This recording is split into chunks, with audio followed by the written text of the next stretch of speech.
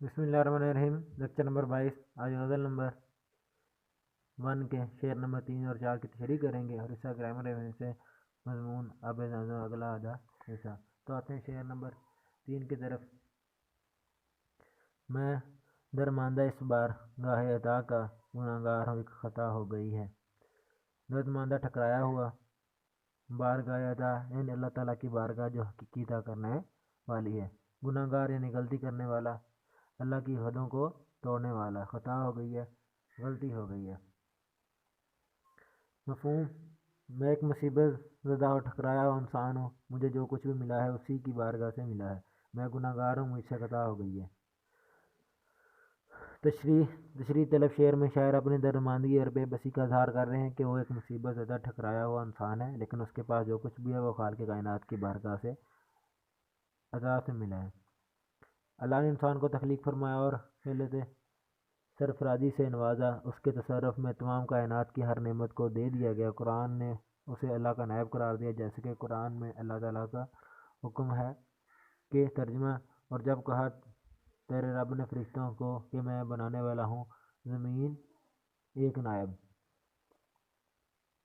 दूसरे मिसरे में शायर अपने गुनाहगार होने का एतराफ़ करते हुए कहते हैं, खालिक तूने हमारे जद अमजद हज़रत आदम अलैहिस्सलाम को तख्लीक किया, उसे अपनी नेमतों से नवाजा और फरिश्तों को उसके हजूर झुकने का हुक्म दिया। इसकी दिलजोई के लिए हज़रत हवा को तख्लीक किया, उसे जन्नत बतौर ठिकाना अता किया। वहाँ पर हज़रत आदम और हज़रत हवा से एक ऐसी खता हुई जिसे उन्हें मना किया गया, मगर वो शैतान के झांसे में आ गए। उस फल को खा लिया जिसके खाने से मना किया गया था। उनका ये अमल अल्लाह को पसंद न आया और दोनों को जन्नत से निकल जाने का हुक्म दिया और उन्हें आसमान के बजाय ज़मीन का बासी बना दिया। फिर वो अपनी खता पर नादम होकर अल्लाह से मग़फ़िरत के तालब हुए। बकौल शाह, बंदा है गुनाहगार तू रहमान है मौला, बंदे पे करम करना तेरी शान है मौला।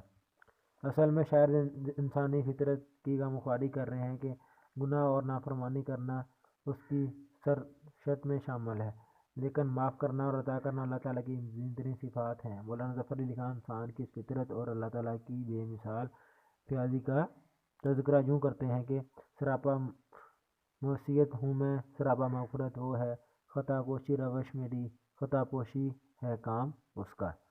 अब आते हैं शेर नंबर 4 की तरफ। तेरे रुतबा दाने मोहब्बत की हालत, तेरे शौक़ में क्या से क्या हो गई। रुतबा मोहब्बत और ऊंचा मकाम, इसकी कदर और कीमत जानने वाला है। हालत कहते हैं कैफियत को, शौक़ यानी ज़ौक़, इश्क मोहब्बत, क्या से क्या हो गई यानी क्या से क्या बन गई। मफ़हूम है, महबूब मैं तेरी मोहब्बत के ऊंचे मकाम की कदर करने वाला हूँ। तुझे पाने की चाहत में मेरी हालत किसी दीवाने से कम नहीं है। अगर तुझे इदराक नहीं तो खुद आकर देख ले। तशरीह तरफ शेर में शायर अपने महबूब से मुखातब है कि आए मेरे महबूब, मैं तेरी मोहब्बत के बुलंद मुकाम को जानता भी हूँ और पहचानता भी। तेरी मोहब्बत में मैं इस कदर खो गया हूँ कि मुझे अपनी कोई खबर नहीं। दरअसल शायर की नज़रों में महबूब का सिरापा है, महबूब के गम से गमगीन होना और महबूब की खुशी से तस्कीन पाना उसकी फितरत सानिया बन गई। जैसा कि शायर मशरक़ का अंदाज़ है कि तेरे इश्क की इंतहा चाहता हूँ, मेरी सादगी देख क्या जानता हूँ। दूसरे मिसरे में शायर कहते हैं कि महबूब तेरे इश्क में मेरी हालत क्या हो गई है, तूने कभी गौर ना किया। उर्दू शायरी में महबूब हमेशा संग दिल वाक़या हुआ, वो आशिक के दुख और करब का महसूस नहीं करता। इसीलिए आशिक शिकवा गुनाह से है कि ए महबूब तेरी खातिर मैंने अपना क्या हाल बना लिया है। अपने रख रखाव को छोड़कर दीवाना बना फिर रहा हूँ, लोगों के ताने सुनकर ज़िंदगी बसर कर रहा हूँ। लेकिन मैं वो तुझ पर इन सब बातों का ज़रा असर बराबर न हुआ। इश्क इंसान को घुन की तरह लग जाता है, वह महबूब को अपने हरते जहाँ बना लेता है। उसकी हालत इस कदर नागुफ्ताबा हो जाती है कि लब खामोश हो जाते हैं, लेकिन आंखें ज़ाहिर कर जाती हैं कि 1000 धड़कता है यहाँ सीने में। अब तुझे कैसे बताएं कि मोहब्बत क्या है। और बकौल अमजद इस्लाम अमजद, पेड़ को दीमक लग जाए या आदम ज़ात को गम, दोनों का फिर अमजद हमने बचते देखा कम। अब आते हैं हिस्सा ग्रामर की तरफ। तो अगला आधा आबे ज़मज़म मज़मून के रीडिंग करते हैं। जिन गाफलों का भी इस तरफ से गुजर होता पानी की सहूलत के बाद, वो वहीं पर खैमा लगाकर और मिट्टी पत्थरों से मकान बनाकर ऐश अख्तियार कर लेते हैं। इस तरह कुछ ही अर्सा में इस बियाबान जगह पर एक शहर आबाद हुआ जो मक्का मुकर्रमा के नाम से पूरी दुनिया में जाना और पहचाना जाता है। اللہ ताला को अपने प्यारे बंदे हज़रत इब्राहीम अलैहिस्सलाम और प्यारी बंदी हज़रत हाजरा का ये अमल इस कदर पसंद आया कि जमजम का फैसला क़यामत जारी कर दिया, और हज़रत हाजरा का सफ़ा मरवा पहाड़ी पर दौड़ना इतना अच्छा लगा कि उसे अरकान हज में शामिल कर दिया। आज हजाज कराम जब तक सफ़ा मरवा पर 7 चक्कर ना लगाएं उनका हज मुकम्मल नहीं होता। यही वजह है कि जब मुसलमान हज करने जाते हैं तो सफ़ा मरवा पहाड़ियों पर चक्कर लगाते हैं और खूब सैर होकर आब ज़मज़म भी पीते हैं। और आब ज़मज़म दुनिया के हर मुसलमान तक किसी न किसी तरीके से पहुँचता है, चाहे वो खुद हज या उम्रा करने ना जा सके। आजकल आब ज़मज़म को निकालने के लिए ताकतवर मोटरें लगी हुई हैं जो चंद लम्हों में बहुत सा पानी निकाल लेती हैं, लेकिन मजाल है जो ज़रा सी कमी भी वाक़ हुई हो, पानी ख़त्म होना ये चश्मे का खुश्क हो जाना तो दूर की बात है, पानी कम भी नहीं होता। चंद सालों से किए जाने वाले इंतजाम के तहत आब ज़मज़म को हासिल करने के लिए किसी किस्म की दुश्वारी महसूस नहीं होती। भाई राम के अंदर ठंडे पानी की ज़रूरत के मुताबिक आब ज़मज़म की फराहमी का इंतजाम बहुत ही मकबूल मुनासब है। इसके अलावा प्लास्टिक के कूलरों में आब ज़मज़म का ताज़ा पानी भी मौजूद है। आब ज़मज़म अहद इब्राहिमी में जारी हुआ और एक महताब अंदाजे के मुताबिक हमारे मौजूदा अहद 1435 तक तकरीबन 4558 साल का अरसा गुजर चुका है, लेकिन आब ज़मज़म आज से 4558 साल कबल वजूद में आया था। आब ज़मज़म का दौर बिलाशबा सदियों पर महीत है। इस दौरान गर्दिश अयाम और तग़य्युरात ज़माना की वजह से आब ज़मज़म का चश्मा गहरा होकर खुश हो गया था। लोग भूल गए थे कि आब ज़मज़म कहाँ वाक़ था, तक आप सल्लम के दादा हज़रत अब्दुल ने ख्वाब देखा और ख्वाब में आब ज़मज़म वाली जगह खोदने और पानी निकलने का मंजर देखा।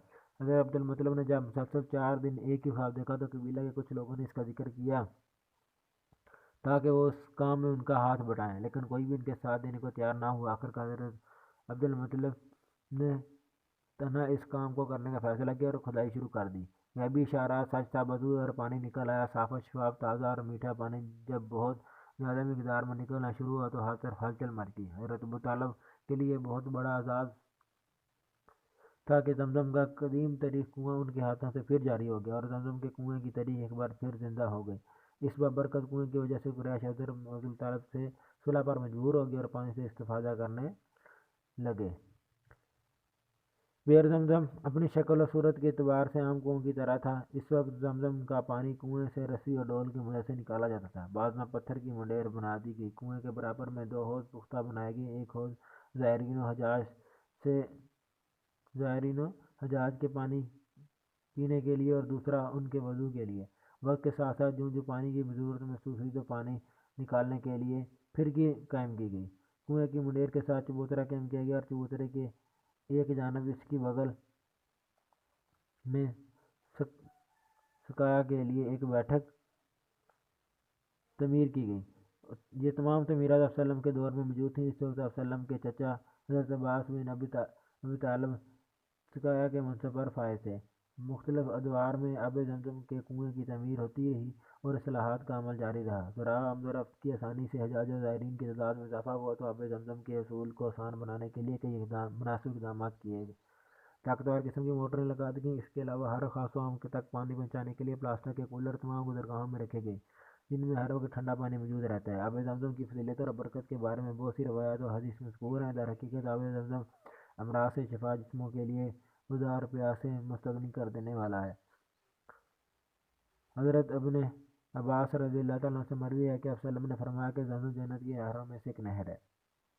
इब्न अब्बास रज़ियल्लाहु अन्हु से रवायत है कि सल्लम ने फरमाया सतह ज़मीन पर बेहतरीन पानी ज़मज़म है, जो पानी का पानी, खाने का खाना और बीमारी की दवा है।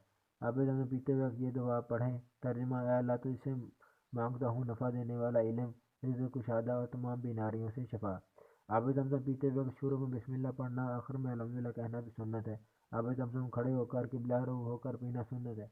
आब ज़मज़म को पेट भर कर पीना चाहिए क्योंकि मोमिन की अलामत है, वो नफ़ा का इलाज है।